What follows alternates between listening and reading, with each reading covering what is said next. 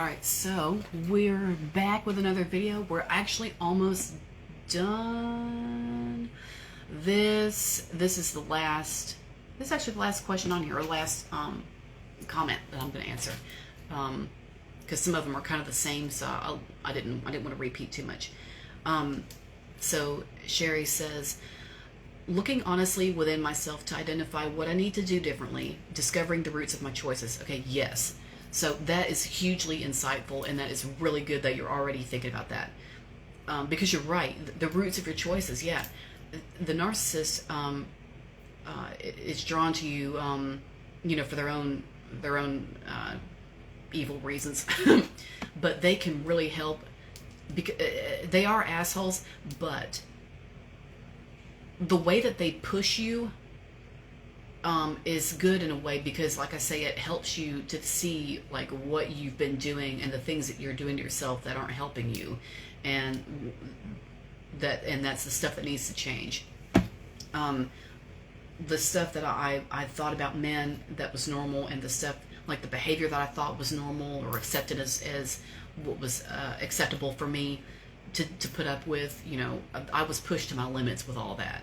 And him, especially that last one that was so bad, him putting me through the shit he put me through really made me look at why, because you can only sit there and ask yourself so many times, why did I let that shit go that far? Why did I let that happen? Why did I let that slide? Why did I let that slide?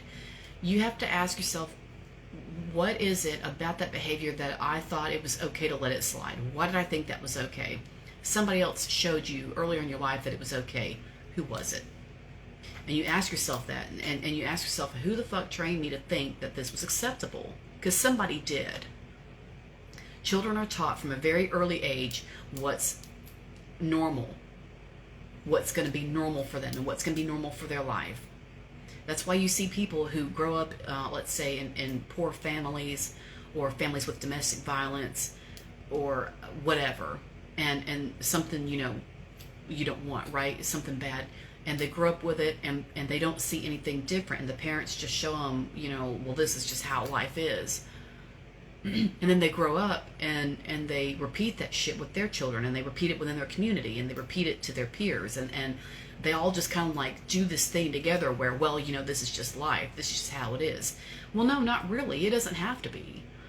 But it takes a long ass time for people to realize that, and everybody's not going to realize that. Most people don't. Most people are like, oh, well, this is just the limitations of life. This is just, this is where I ended up. This is how it is. It doesn't necessarily have to be how it is, but not necessarily.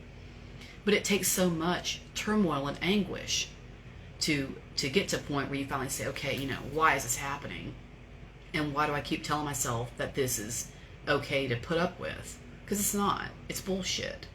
And the intellectual part of you knows this, because the intellectual part of you be like, I don't have fucking patience for this shit. This can't be right. This can't be normal. But then there's a deeper part of you that's like, no. This is normal.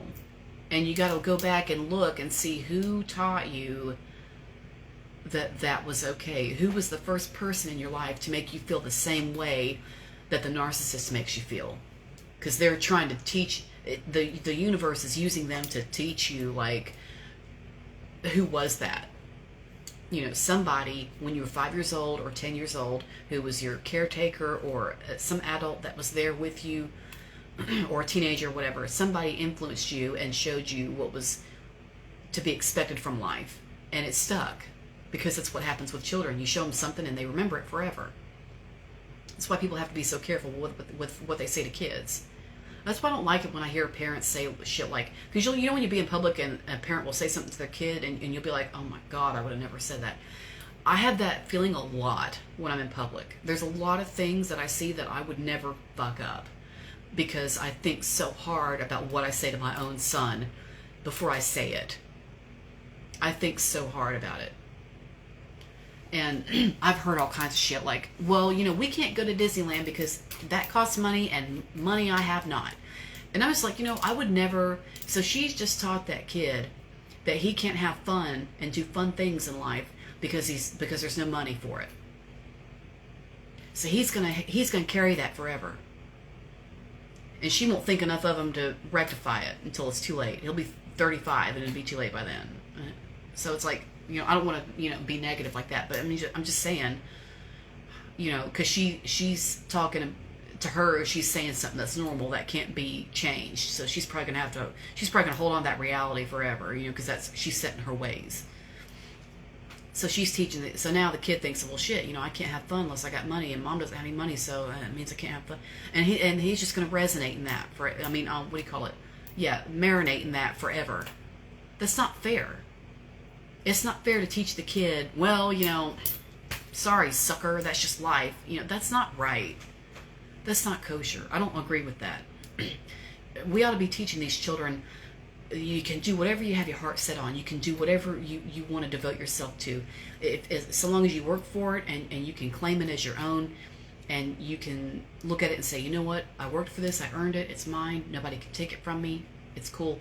If you can instill something like that, that beats the hell out of saying, well, and you just throwing your hands up, and you're looking at an 8-year-old like, well, I don't have the fucking answers, lots of luck. That's horse shit. But the people do that because they don't fucking think about what they're saying to their children. So somebody has done that with you and has taught you what to expect as normal ass behavior from life partners. And damn it, that's what you've been going for, because somebody said that was what to expect. And you have to hit rock bottom however many times you got hit it. Well, I had to hit it 1,000,000 times, so. But you just have to hit that bottom, as many times as it takes to finally say, you know what? What's going on here? And women especially will realize it. I keep picking awful boyfriends. I always have like the same qualities. Yeah. Yes. You're right about that part. They do. The shitheads do all have the same qualities, absolutely. But why is it that that's what keeps coming to you? Because a lot of times, I also think that, and I went over this in my course too, How to Stop Attracting Narcissists. I did a video about why y'all are drawn to each other, and one of the reasons is because you can both actually have the same wound, the same like inner child wound. Like let's say you both have wounded masculine. You were both done wrong by the masculine at some point early in your life, and it just stayed with you. The man in your life did you wrong, and he in such a way that you just can't shake it, and it bothers you, and you don't realize it, but you're still kind of operating from that point, like fearful or overprotective of yourself, no vulnerability, blah blah, whatever it is, and that would be your wounded masculine, and or overworking yourself to like overachieve something to make up for lack because your father told you were stupid or whatever, and you spent the rest of your life trying to prove that you're not, or something like that. That would be the wounded masculine. You and the narcissist that you've attracted could both have that wound. You might have gotten it in different ways, but you both are hurting from the masculine, and so now y'all both have the same issues. In some ways, you might both have the same issues, the same fears, whatever. The difference is you're a normal person and you're just dealing with it normally. And the narcissist is like going way overboard and doing shit that most people don't do. And they're dealing with it in a very extreme way. And they're fucked up, and so it could be like that. And if you have the chance to get to know that person a little bit and kind of get a little bit of their backstory, you can see what might have messed them up. If they tell you, if they open up about it, they don't think that they're that messed up. They think they're great and they're good to go and they're lottie fucking don, they're squared the fuck away, but they're actually not.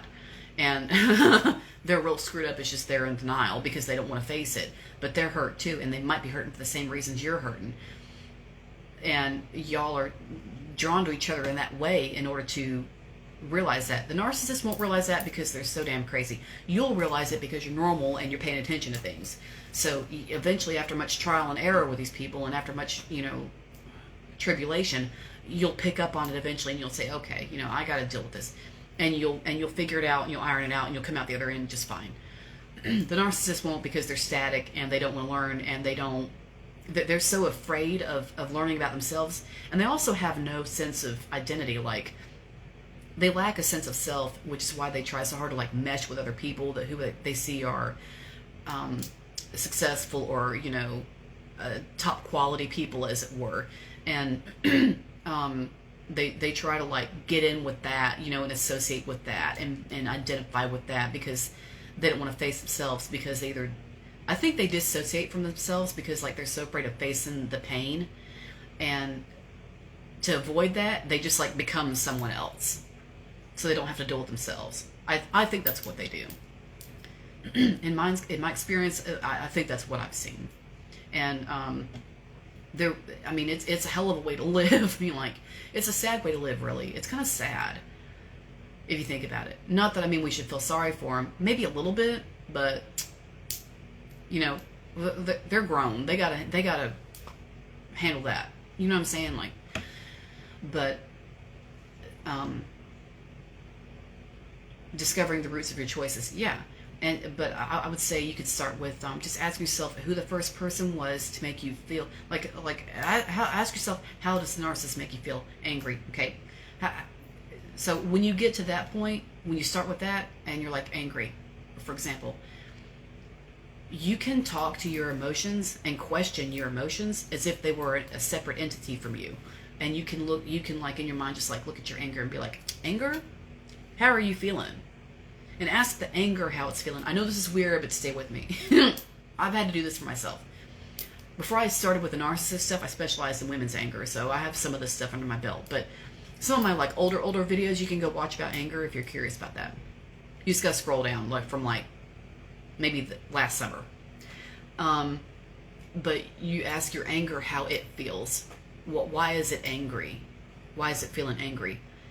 And then you'll get more of a real answer, and it'll be, well, so-and-so's not listening to me. I feel unheard. Okay.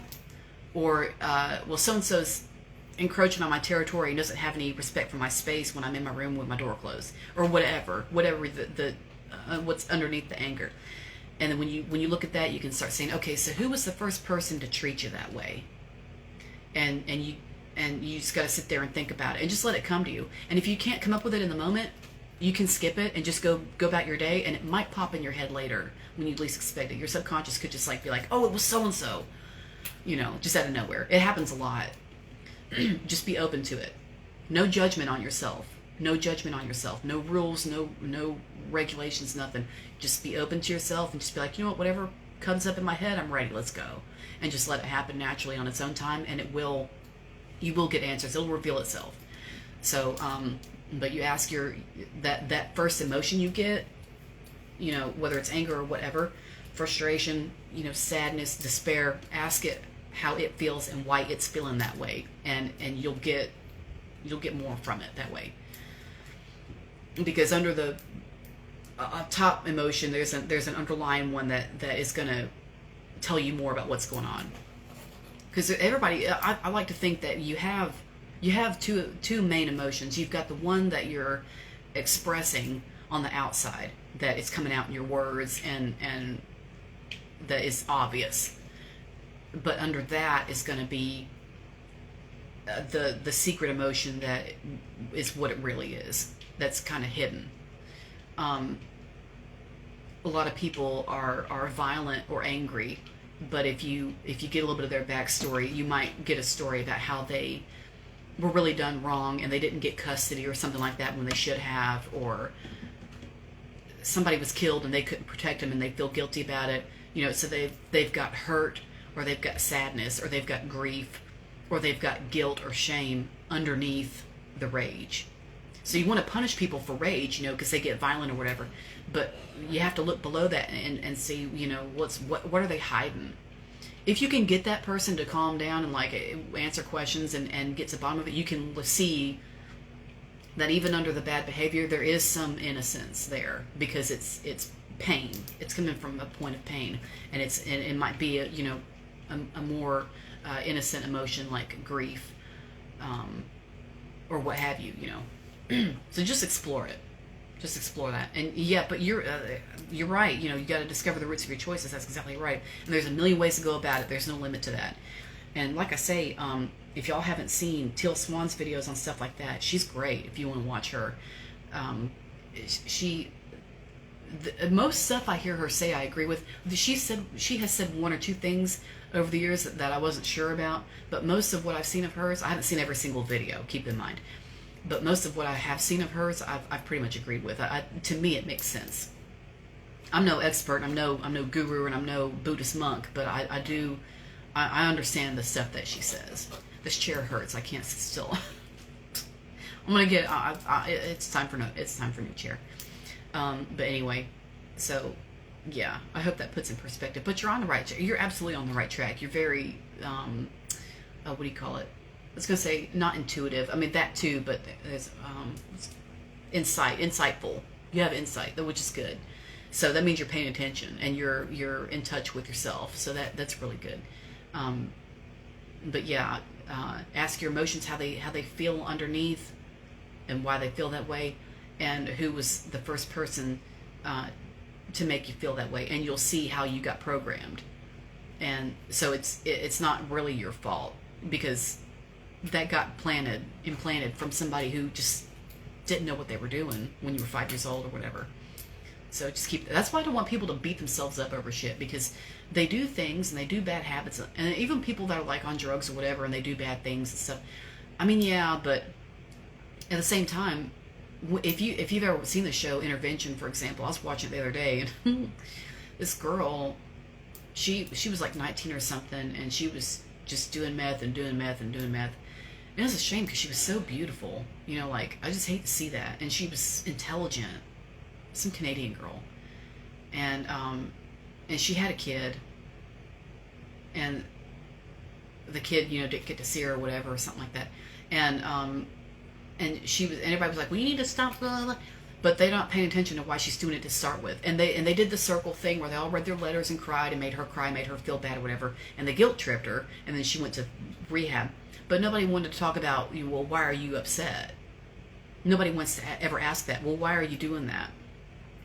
Because I just want to escape my reality. Well, why do you want to escape it? See, people don't investigate that. They just hear that and they say, oh, well, you need to grow up like everybody else. But that's not the answer. That's not the answer. Nobody needs to hear that because it's not helpful. Oh, we just need to grow up. The past few centuries, that has been the modus operandi, but it's not. I don't think that's going to work anymore, because we just need to grow up. We're sweeping shit under the rug when really we need to be putting it under a microscope and looking at it, because people's behavior comes from hurt. It comes from their feelings being hurt from something, and they're going to sit there and be hurt until it gets sorted out. They may never get an apology from the person who originally did it to them, but if they can get some clarity and some insight on why they're feeling that way and how to start feeling better, that would change the world. So that's just my opinion, but I'm sticking to it. But yeah, you're right. You're absolutely right. So that was a really good one, and that was a good topic. You always bring up good stuff, so thank you for that. I hope that helps, and you're doing great, and you just keep doing what you're doing, and I'm glad to hear from you, and I'm glad for everybody who has tuned in today and watched all my videos. I've uploaded I don't know how many so far, because I answered all these questions, so it's like I've been busy, but it's a little bit after 1 o'clock. I am hungry. I do need to eat, and I'm going to go in there and have a veggie burger and watch Dublin Murders and just relax and do some online stuff. I'll catch y'all online, all right?